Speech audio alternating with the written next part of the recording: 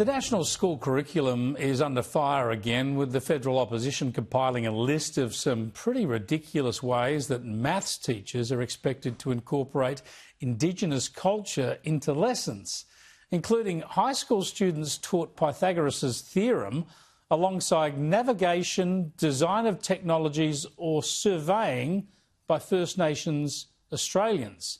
Students in Year 3, these are 7 and 8-year-olds, they're taught to explore First Nations Australian stories and dances that show the connection between addition and subtraction. Can anyone explain what any of this means? Let me bring in Shadow Education Minister Sarah Henderson live from Melbourne. Sarah, this is just appalling, isn't it? It's just going to muddle young minds and create havoc for teachers.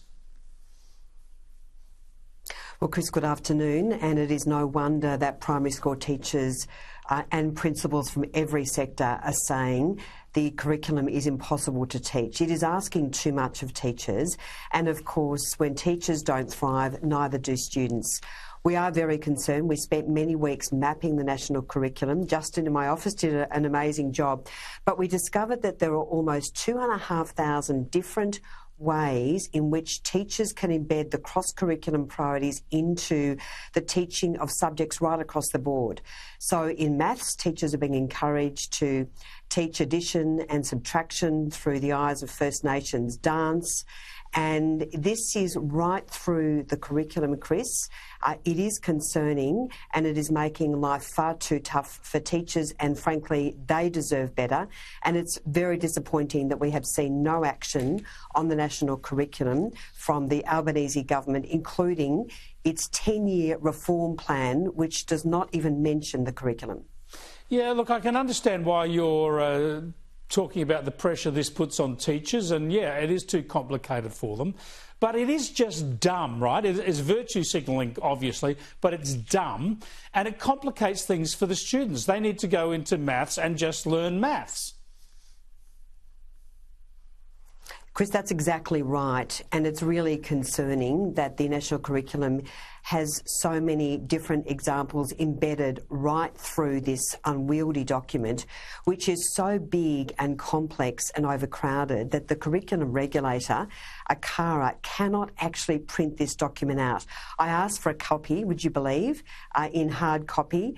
The curriculum regulator's CEO, Stephen Ganil, said it's thousands of pages and we don't have the resources to print it out. So how ridiculous is that? If the curriculum regulator cannot print this document, how can teachers and students and parents be expected to understand it? Shouldn't we get rid of a national curriculum and let the states compete against each other for decent education?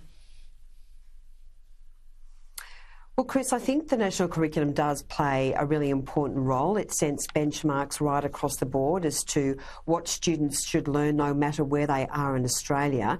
But one of the big issues with the national curriculum, it doesn't meet the best evidence-based curricula around the world, such as in Singapore and also in the United Kingdom. It's not knowledge-rich.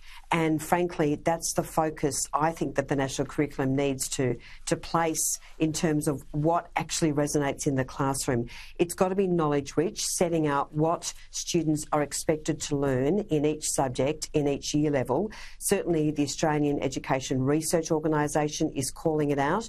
But if you have a curriculum that is not working in the classroom, we cannot achieve our best.